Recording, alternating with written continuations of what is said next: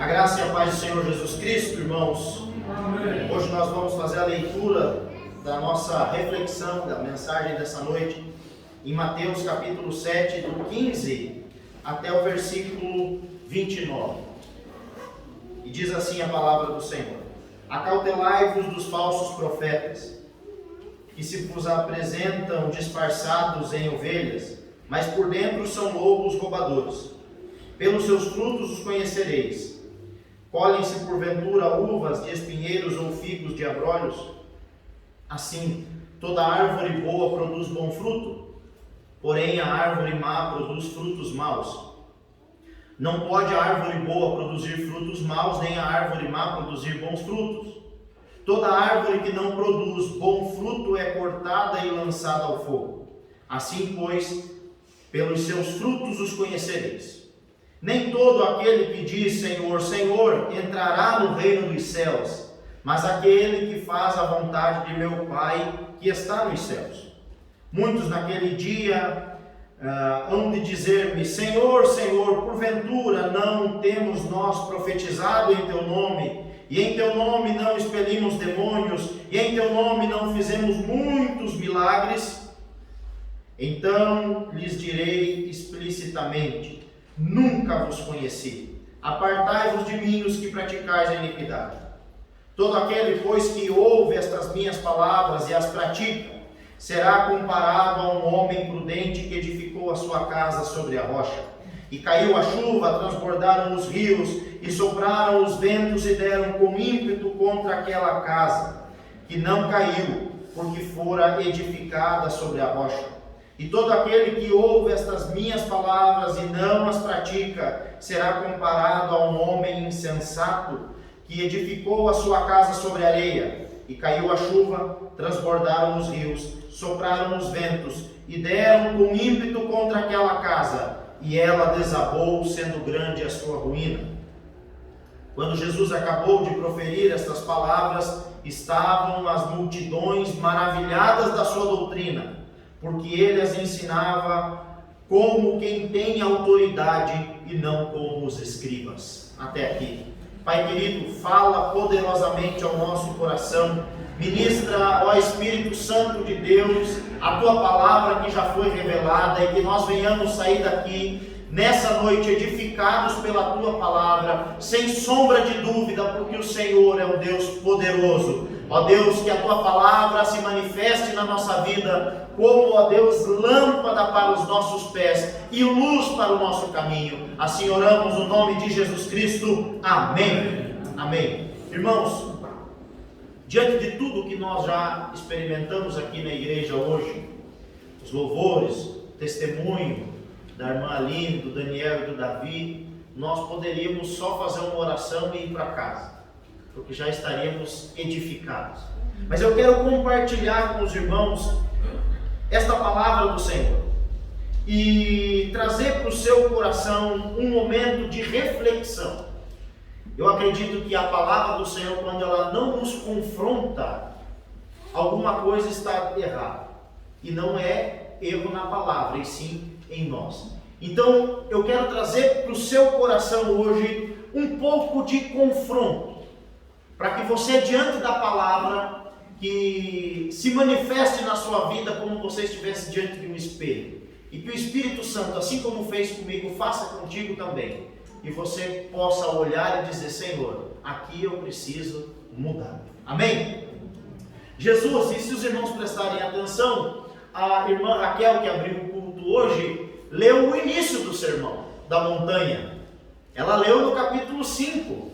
E é ali no capítulo 5 de Mateus que se inicia o grande sermão da montanha. O capítulo 7 de Mateus é uma continuação desse sermão, desse mais belo sermão do mundo, conhecido como o Sermão da Montanha. Esse sermão tem início no capítulo 5 e a sua conclusão no capítulo 7. E a conclusão desse sermão, irmãos, também quem é o pregador? É Jesus Cristo. Não poderia ser outra. Todas as multidões, todas aquelas pessoas que estavam ali, saíram daquele culto maravilhadas. Irmãos, como eu queria participar desse culto a qual Jesus Cristo fosse o preletor, né? E aqui o texto diz, nos 2 últimos versículos desse sermão, que aquelas multidões saíram maravilhadas, porque eles tiveram um encontro com alguém que tem toda a autoridade para pregar. Nesse capítulo em questão, Cristo vai nos ensinar várias coisas valiosíssimas, como por exemplo, que nós não devemos julgar os nossos irmãos, porque nós podemos estar olhando e reparando no cisco do olho do irmão, mas vamos estar com um galho grande nos nossos olhos.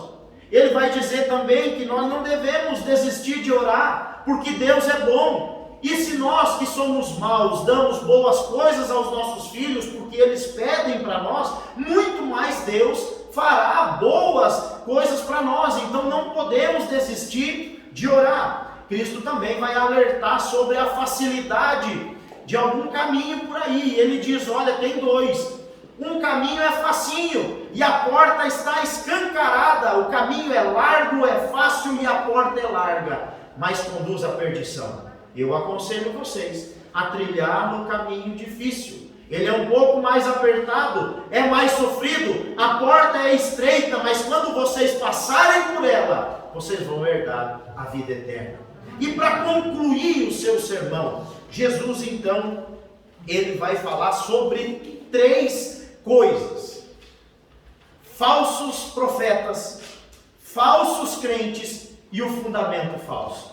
E é sobre isso que eu quero falar com você nessa noite, sobre o perigo dos falsos profetas, dos falsos crentes e do falso fundamento. Começando pelos falsos profetas. Profeta aqui não é só aquele que tem a capacidade de prever o futuro, que Deus dá essa graça e a pessoa então profetiza o que ainda não aconteceu.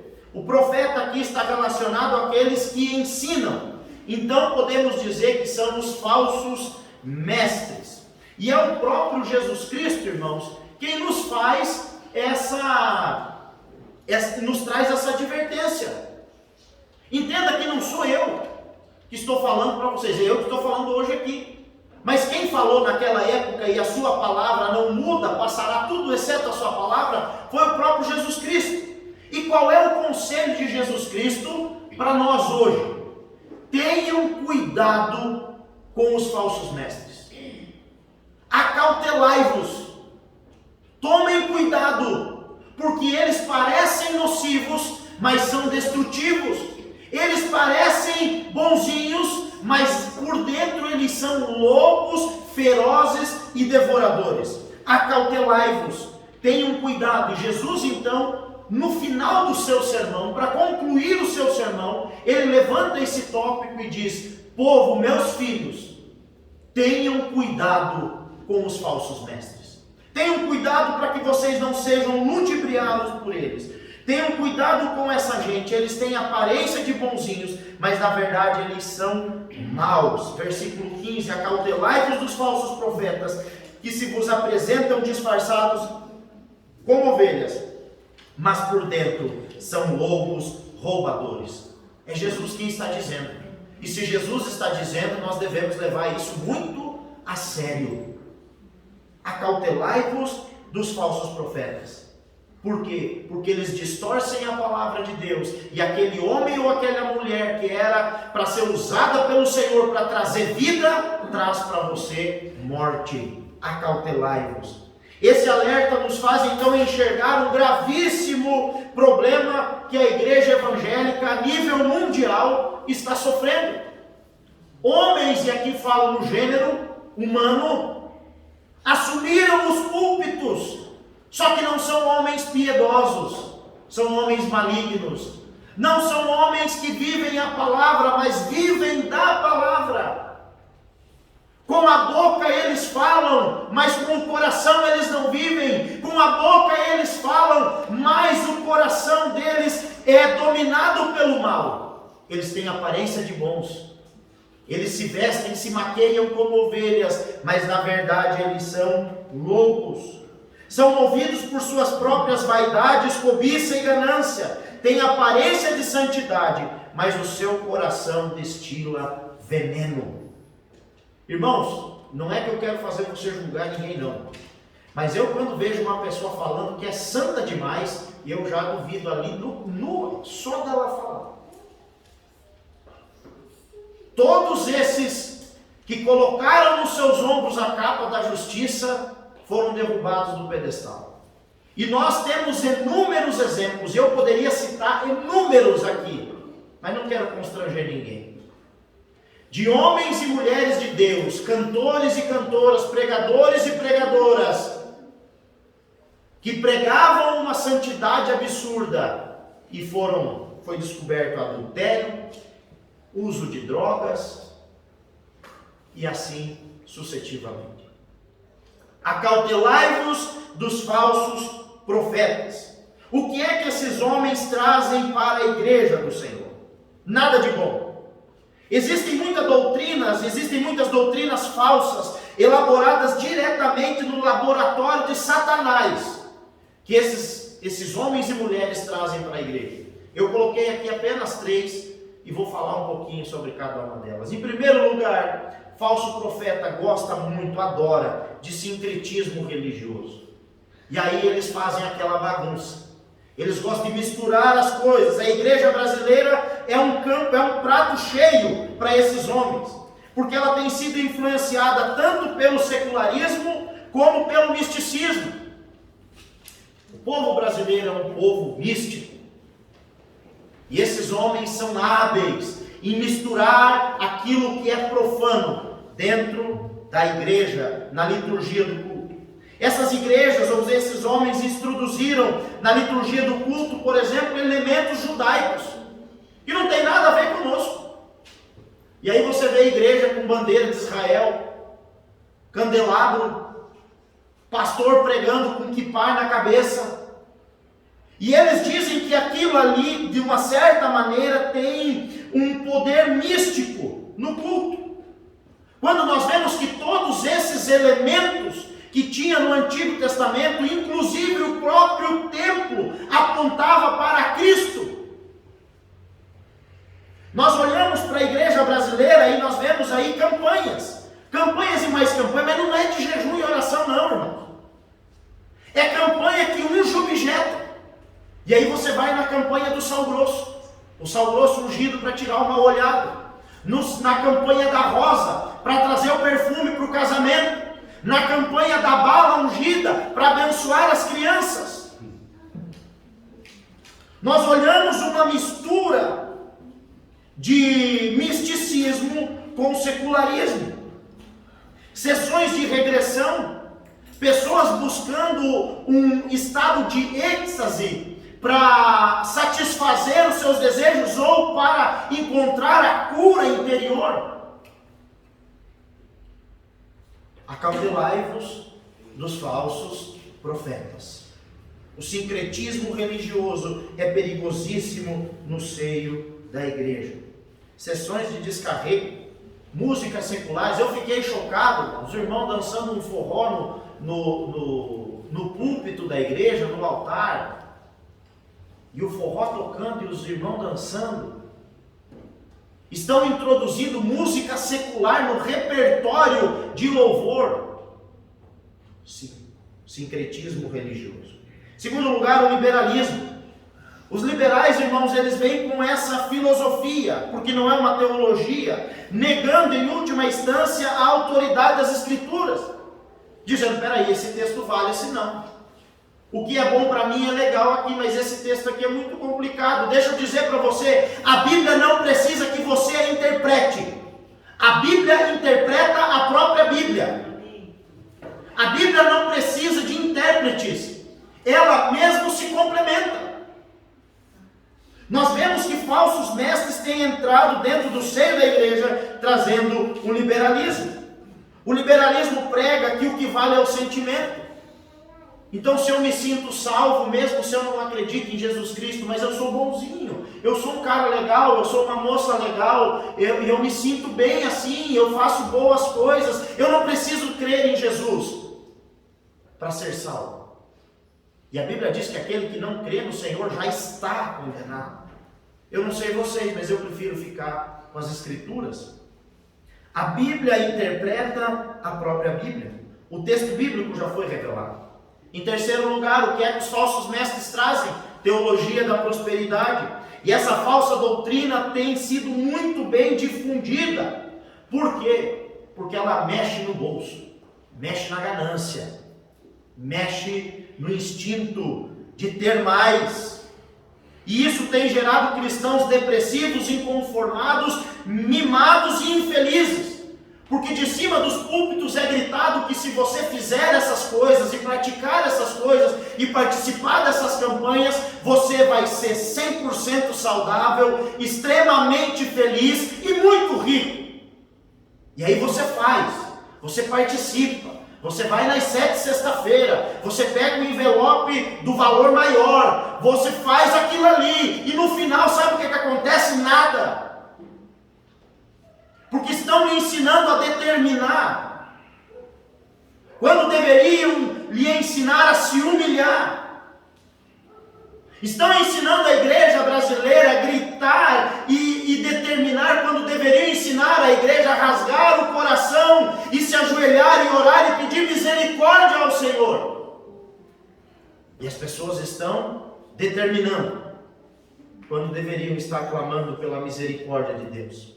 Jesus disse: tenham cuidado com esses falsos mestres. Nem sempre é possível identificar um falso mestre. É o que Jesus diz. Mas ele diz assim: se vocês forem bons observadores, vocês vão entender esse exemplo didático. Você pode olhar uma árvore se você não for um especialista. Eu, por exemplo, eu olho uma árvore e eu não identifico ela pelo seu casco, ou pela sua folha, ou pelo comprimento dos seus ramos. Mas quando eu experimento o fruto daquela árvore, eu sei distinguir o que é limão e o que é laranja, o que é limão e o que é tangerina.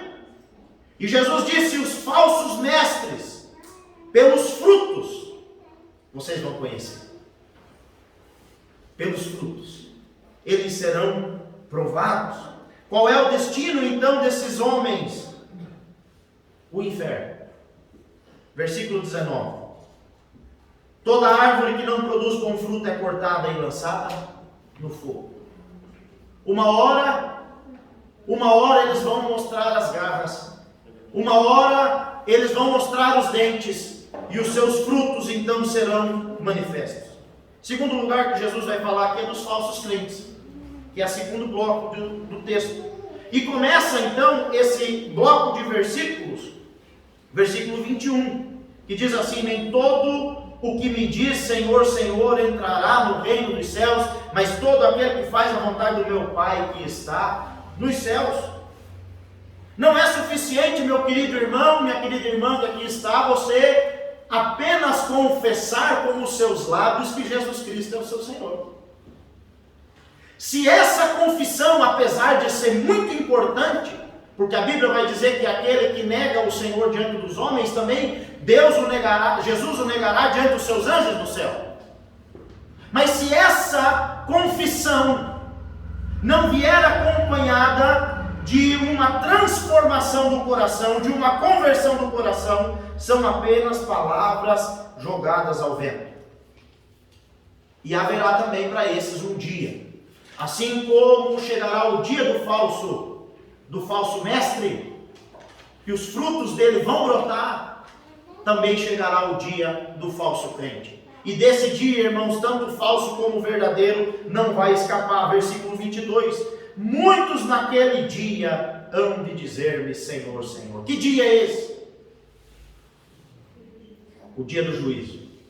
Mas o dia do juízo pode ser interpretado de duas maneiras: o juízo final e o dia da nossa morte, que também é o nosso encontro com o Senhor. E nesse dia, tanto do juízo final, como no juízo da nossa morte, nós vamos prestar contas ao Senhor. Os falsos crentes são todos aqueles que honram o Senhor Jesus Cristo apenas com os lábios. E é tão fácil, né?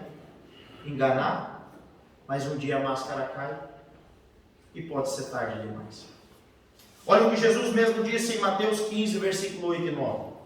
Este povo me honra com os lábios, mas o seu coração está longe de mim. Em vão me adoram, ensinando doutrinas que são preceitos humanos.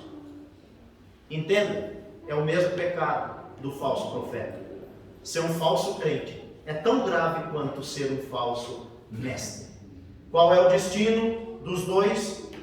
Igual. Então lhes direi explicitamente: nunca vos conheci, apartai-vos de mim, os que praticais a iniquidade. Mas olha, irmãos, como é grave essa afirmação de Jesus. Como é grave o que o Senhor Jesus está dizendo aqui. Ele vai dizer naquele dia: nunca conheci vocês. Não é que eu conheci vocês e porque vocês se desviaram e fizeram aquilo que eu não gostei, agora eu não conheço mais.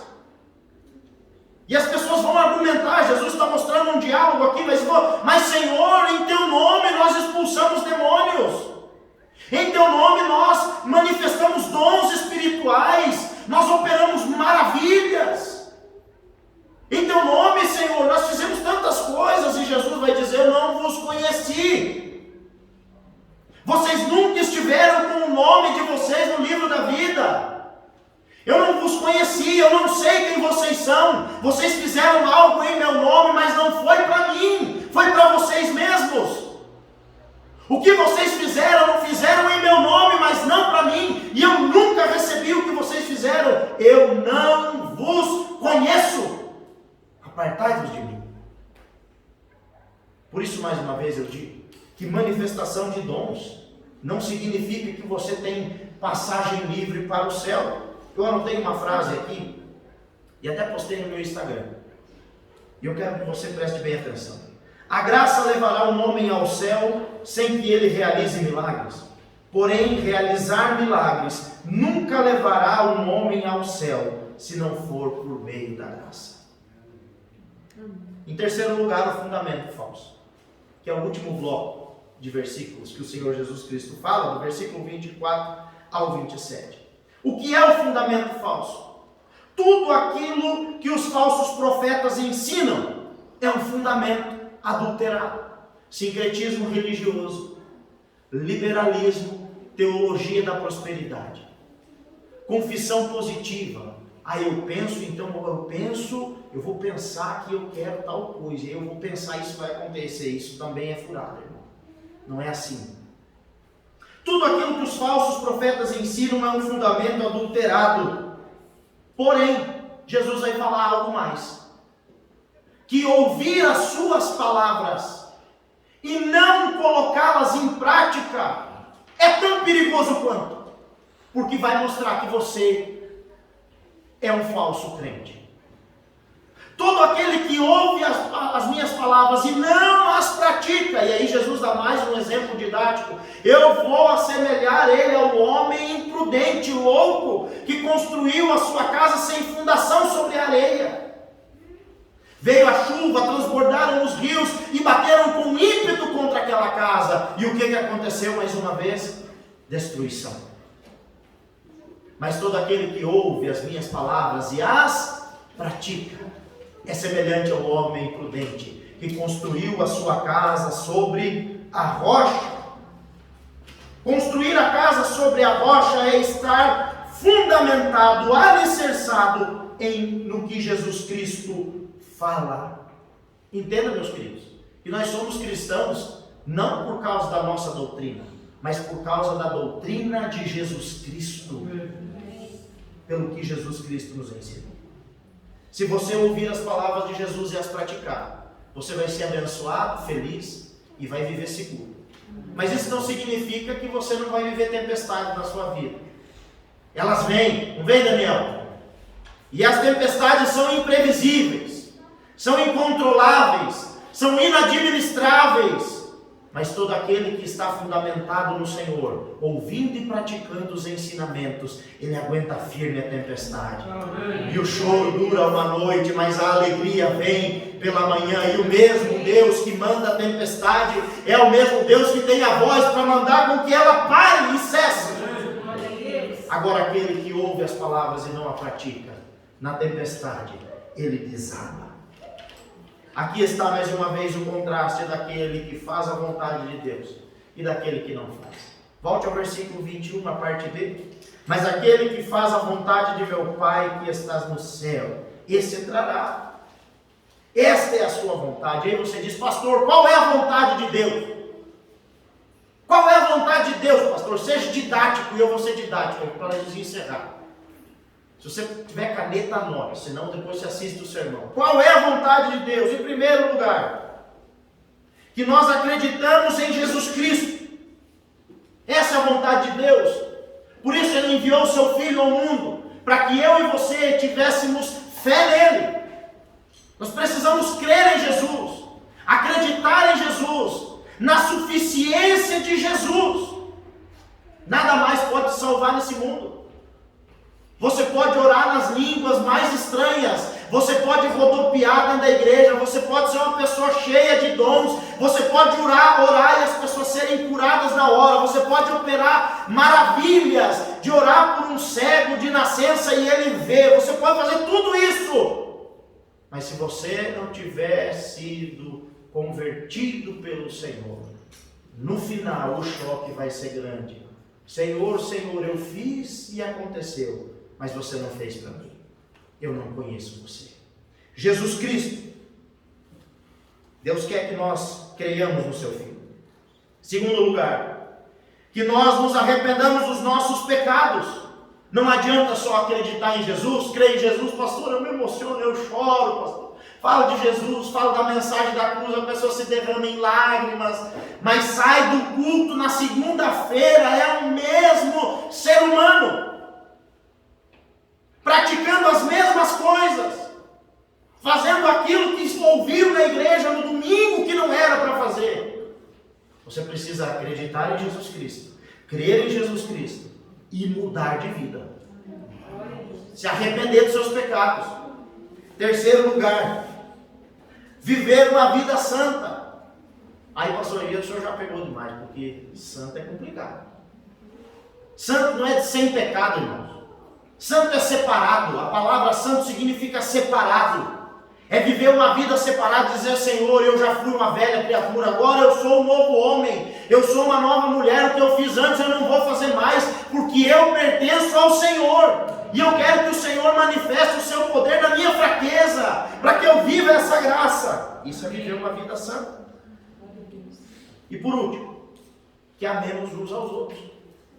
Porque se você não amar o seu próximo, você viver tudo isso e não amar o seu próximo, você não ama a Deus. E o próprio Deus vai dizer que como que nós vamos conseguir amar a Deus que não vemos, se não amamos os nossos irmãos que vemos? Então nós estamos mentindo. Nós precisamos crer em Jesus Cristo, nos arrepender dos nossos pecados, viver uma vida separada e amar uns aos outros. Se não nos sujeitarmos a isso, irmãos, se não nos sujeitarmos à vontade divina, nós zombamos de Cristo quando chamamos Ele de Senhor. Que nós venhamos, diante dessa palavra, entregar nossa vida ao Senhor Jesus. E se você estava afastado ou meio pensativo, eu faço um apelo para você aqui agora. Dê ouvidos à voz do Espírito Santo. Entregue sua vida verdadeiramente ao Senhor Jesus Cristo. Peça a Ele que faça morada permanente no seu coração. E você vai viver as bem-aventuranças do Senhor nessa vida. E quando chegar o último dia, você vai ouvir do Senhor: filho amado, entre para a alegria do seu Senhor. Oremos. Pai querido e amado, louvado e engrandecido seja o teu nome. Nós bendizemos o Senhor e te agradecemos por essa palavra. Que essa palavra se confirme no nosso coração, em o nome de Jesus. Amém.